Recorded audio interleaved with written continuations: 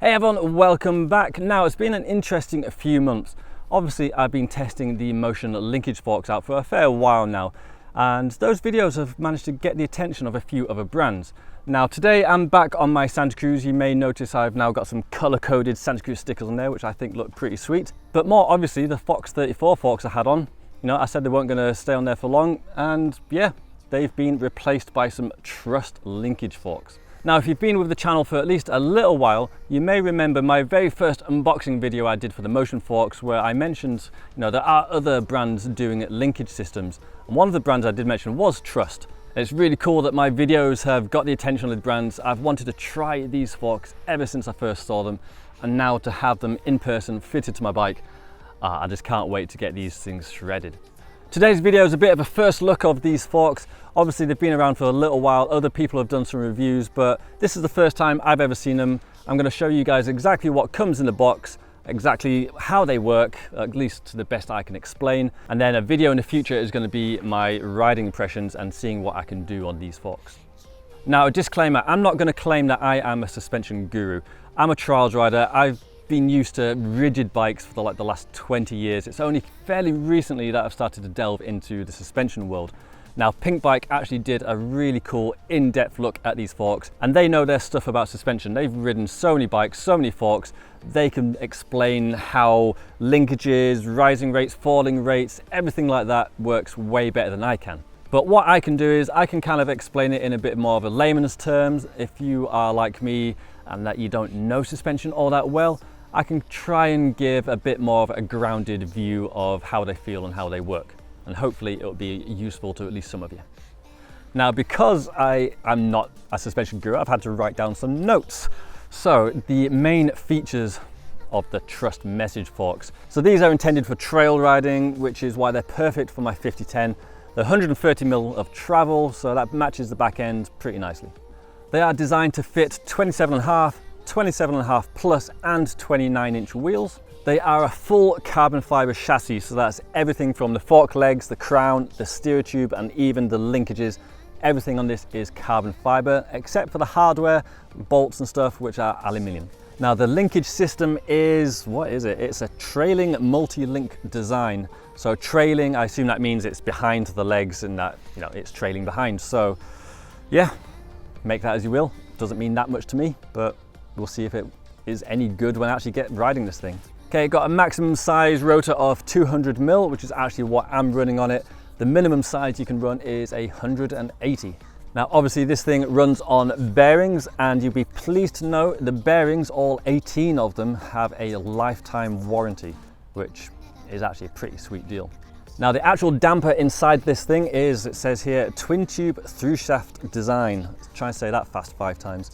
So yeah, up there with very modern tech, which is awesome. Now, one really cool thing about this is because it's running on sealed bearings and the damper and everything is hidden inside the tubes, it actually has a 250-hour service interval, which is loads. Most Fox forks have about a 50-hour service interval, so yeah, that's like a vast improvement. Now, this is an air-sprung fork, so with that, you pretty much get an almost infinite amount of adjustability through the air shock. Now, for external adjustments, you have a rebound adjustment and a 3-position compression adjustment. Again, try and say that fast.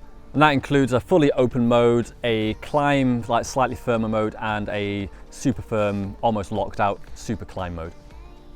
I just made up that super climb mode. I don't know actually what it's called, but super climb mode sounds pretty good. Now, these forks, despite being a full carbon fiber chassis, are a little bit on the heavy side. Unfortunately, all these bearings do add up to a slightly heavy fork at 2,000 grams. That is at the enduro side of the scale. Now, trail forks such as the Fox 34 are normally about 150 to 200 grams lighter than these. So for a trail fork, they are a little bit on the heavy side. But does the extra 200 grams matter if they ride way better? That's something I intend to find out in the future. Now, tire clearance on this thing is pretty good. For a 29-inch fork, you can fit a 2.6-inch tire in there. For a 27.5, you can fit a 2.8. The axle to crown on these forks is 535mm. So if your fork that you're currently running is, within that range, then these forks will fit your bike absolutely fine. As for price, the UK RRP on these is quite a lot. It's £1,900, which, yes, that is about £1,000 more than a very good fork from Fox or RockShox. But if the performance of these forks outclasses them, then potentially that's some pretty good value.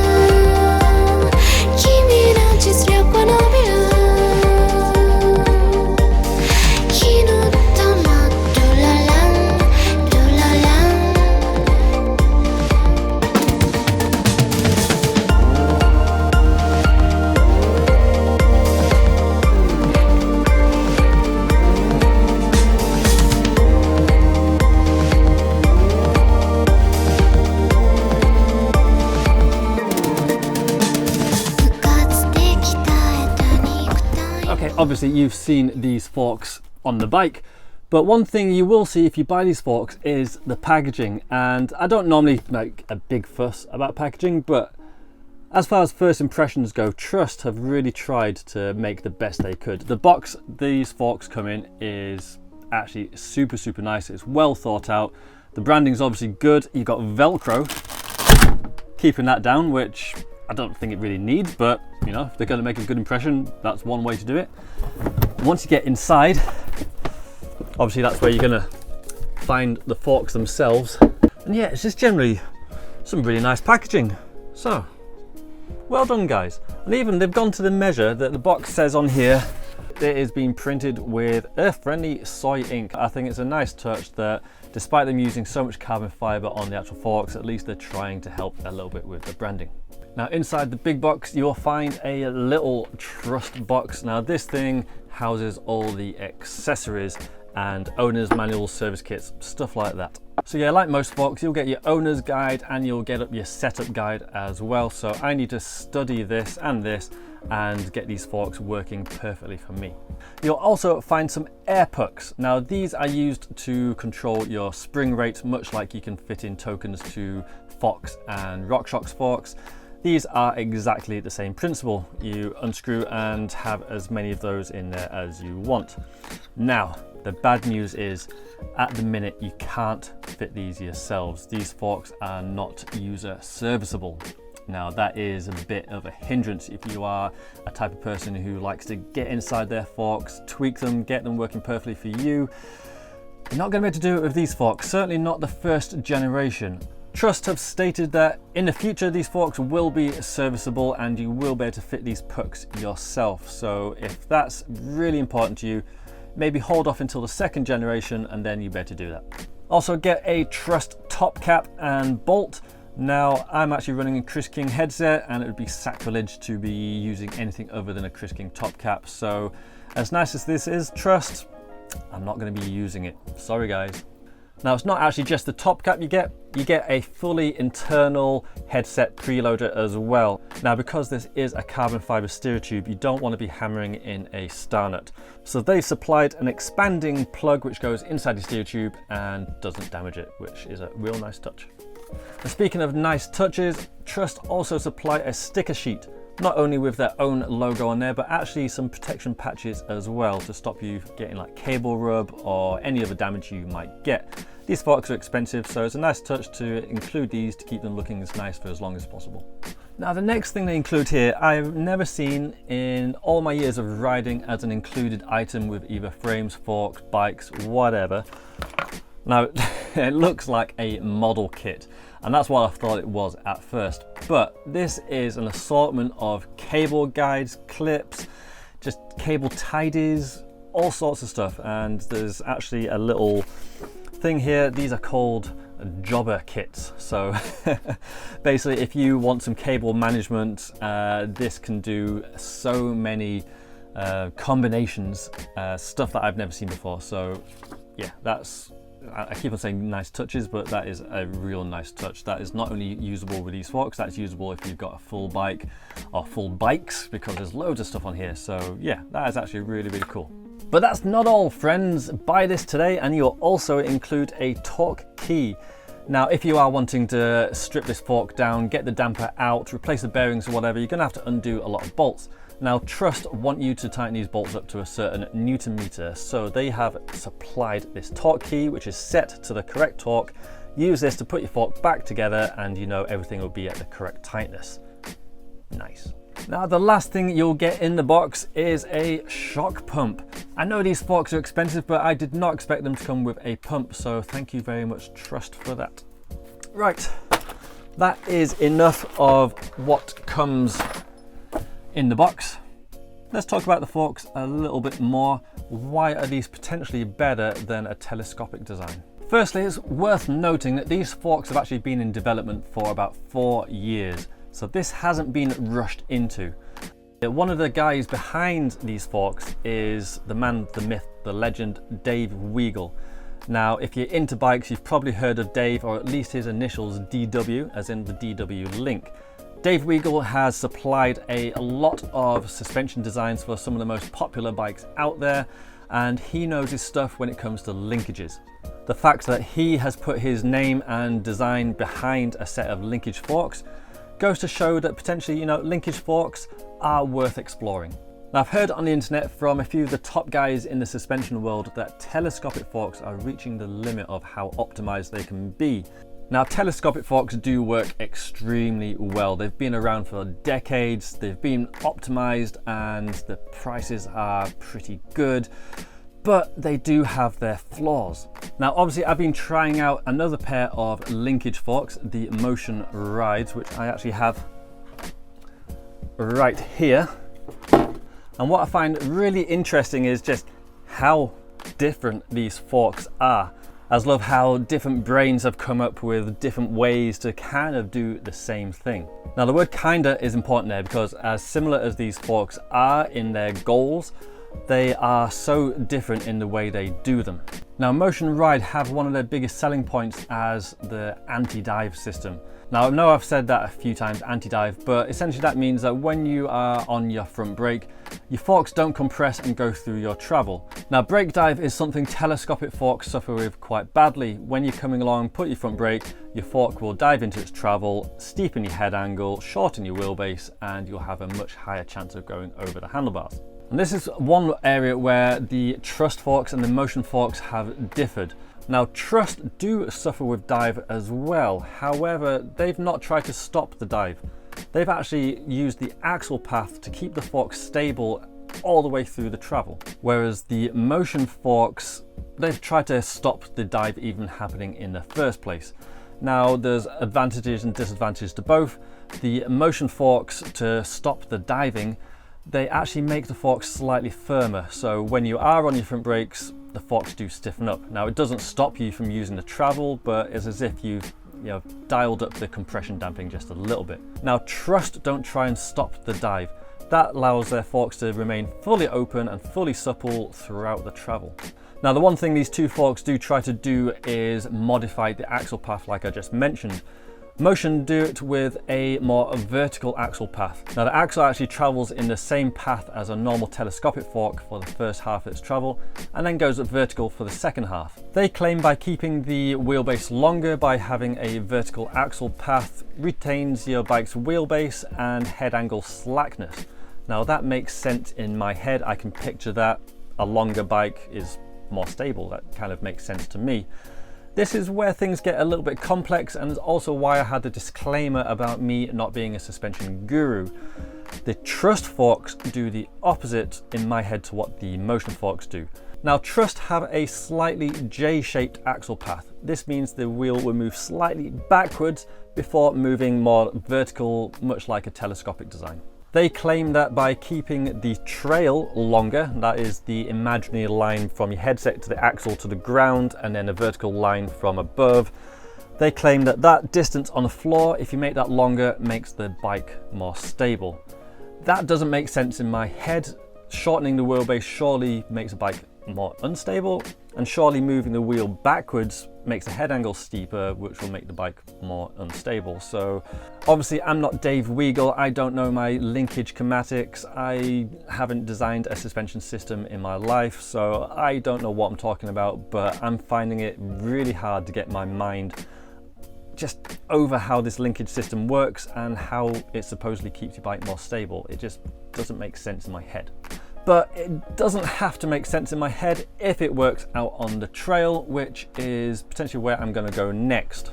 These Trust forks do seem a little bit complex to set up. You've got two air springs, one in the main spring chamber, one in the damper, and then you've got your actual compression settings to dial up. And yeah, they do seem a little bit complex. So I'm not going to do a full riding video now. I'm going to actually spend some time on these forks, get them set up for me, and then let you guys know what I'm running and if I've got any tips on how to set these things up. Also, I don't have any air pucks in these at the minute. Now, Upgrade, who import these forks, are actually sending me a separate damper unit with the pucks already included, because I feel like I'll need a little bit more ramp up if I'm doing more trials and stuff, drops. I plan on riding these forks fairly hard, so I feel a little bit of ramp up will be beneficial for me.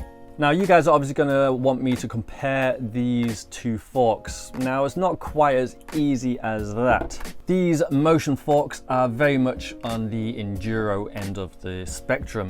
They are 170mm travel. They have effectively a coil, although it's not a coil spring. Yeah, they're kind of just designed for a different purpose. So these Trust forks are not replacing these. I'm still going to be running these on my enduro bike, but I'm not sure if I'm going to be able to do a completely direct head-to-head with these forks, but I will certainly try to give pros and cons for each. And speaking of pros and cons, are there any that I can initially see straight out of the box? Yeah, I think there's a couple of things. Firstly, in my last video, I mentioned the Motion forks are the most active forks I've ever felt in my life. Now, I've never wanted a lockout or climb switch on forks before, but because of how active these are, I kind of did wish for one. Now, the Trust forks do have a climb switch, so if they're anywhere near as active as these, that'll come in pretty handy. The other advantage Trust seem to have over the Motion forks is adjustability. Like I mentioned, they are a air sprung fork, so you have all the adjustability that comes with that. They also have the pucks you can add, they have compression adjustments, and they have rebound adjustments. So they've got a little bit more adjustment than the Motion, which just have a little bit of preload on the spring and kind of rebound compression adjustment, although that is the same adjustment, which Motion say they might change in the future, so that might even the scales just a little bit. Now, one advantage which potentially might go to the Trust forks is that because the linkage system is all the way down here with short arms, there's not as much leverage on them. Whereas with the Motion forks, you've got all this distance here, trying to leverage on these pivots and arms up here. They may end up developing play a lot sooner than these, although this is purely speculation. And I am going to continue running these on my enduro bike, and I will let you know if I do have any issues, but fingers crossed I won't. And kind of on the same subject, I think the extra chunky tubes and sturdy shorter arms will generally make the Trust forks a little bit stiffer than these. Now, one advantage these forks share is the lack of exposed stanchions. Telescopic forks have exposed stanchions of however millimeter travel they've got, and once you scratch those, that's an expensive replacement. Not an issue with these forks, you can scratch them up as much as you dare with carbon fiber and they will continue to work without leaking any oil or any of that bother you get with telescopic forks. Motion do claw back a mark by potentially being better air cooled. Now Trust have been pretty smart, putting all their suspension system inside the main legs.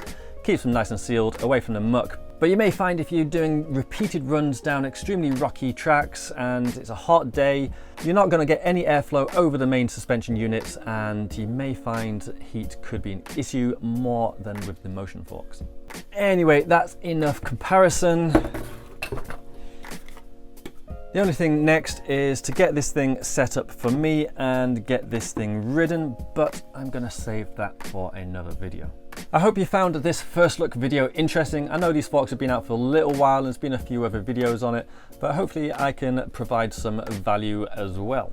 If you think I've forgotten anything or you have any questions, feel free to ask down in the comments below and I will try my best to answer those for you. Thanks for watching everyone, and keep an eye out for the next video. So have a good week. See you later everyone. Bye bye.